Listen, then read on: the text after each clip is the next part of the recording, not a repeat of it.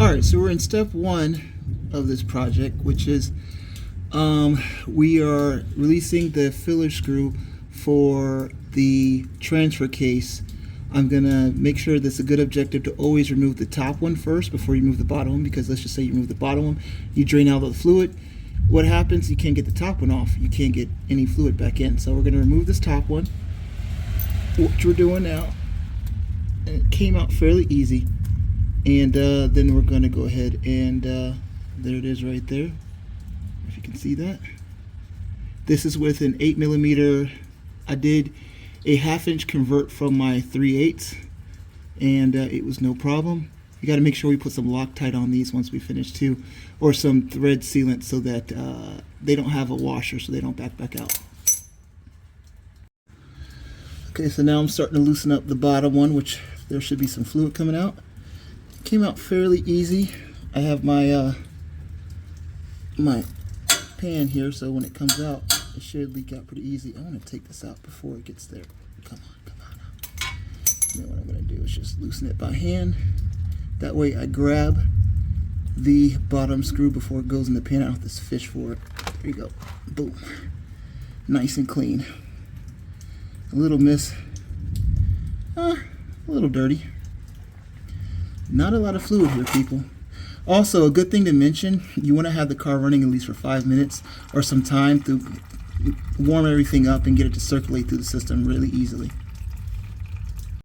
Alright, so first of all, it's very important that you clean your filler screw there. And I'm just going to do it with this rag right here, because what I'm going to do especially is use this thread sealant. So on these, as I mentioned before, they don't have a washer. So it's recommended to use a thread sealant on them to make sure that there's no seepage of fluid. Once things get hot, you want to use a higher temperature version of it, which I'm going to do. So I'm going to put this around the ring here. I'm going to reinsert it, and then I'm going to use this pump. I'm going to feed into my actual new oil, and then this is going to go into, as you can see here, the transfer case. And I'm going to, even though I could probably pour this in from the top, I just wanted to do it the right way. See if we can get about, I think with the non-electrical sensor we need less, so not 0.78 but actually a little bit less. I'm going to get the exact measurement and do that. And as we can see, we have the filler, and we are about to go up into the top screw there. Had a little spillage right there. We'll clean this all up. But as you can see, we just got about, this does, I don't know if you can see that actuator right there on the passenger side. That means it does have the center locking electronic servo. So that means that it needs 0.78 of this 1 liter bottle, which I've actually done at this point. So now it's time to pull this tube out and go ahead and put some Loctite on that screw and finish her up. Okay, so we'll see in the family mobile if things are better.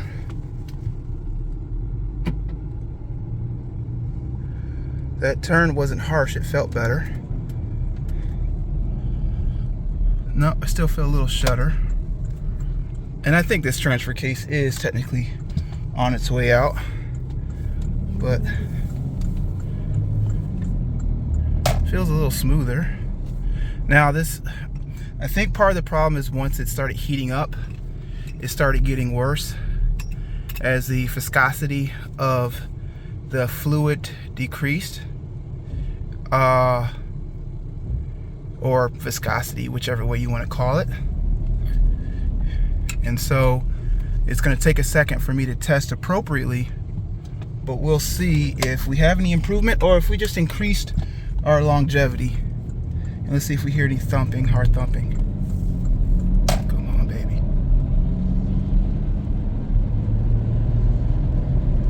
That is a lot better.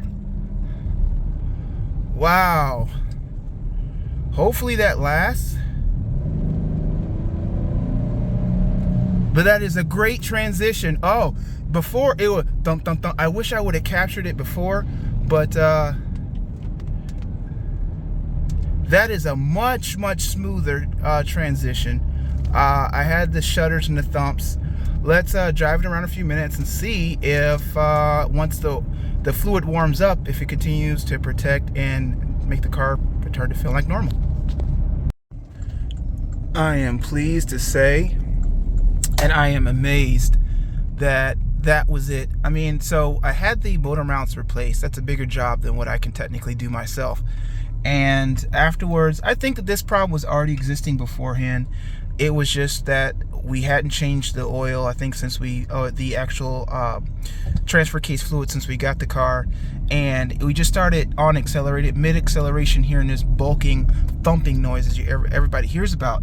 And so when you search online and you look at the different forums, everyone scares you to death about the issue being related to, I'll turn the camera, issue being related to the transfer case needing to be replaced.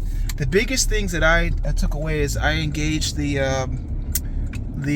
all-wheel drive system, and the car ran fine there. Of course, at low speeds you can't do over 40, and I did with definitely the center locking all the way, and that performed flawlessly, no bulking there. So I was thinking, I don't think there's an actual problem with the transfer case, because usually when that's a problem, you can't engage those settings, or they don't work appropriately, and they were working fine. So replacing this oil, I didn't go right now with the conventional Revenol or whatever the one that they say to do. I was just at AutoZone. I got some of this Purple Magic or whatever the stuff is, I'll show you in a minute, and I got the same weight. I made sure that it does work for transfer cases, and we'll see. We're gonna do some short trips, make sure nothing goes wrong. If I detect any major issues, then I'll go ahead and order the other stuff. But it definitely was a breakdown in fluid and viscosity, which was causing the gears to not work appropriately. So this was a super cheap fix, tools and all, I think $63. And I am very happy with the results. Let's see if they hold up. Until next time, take care, guys.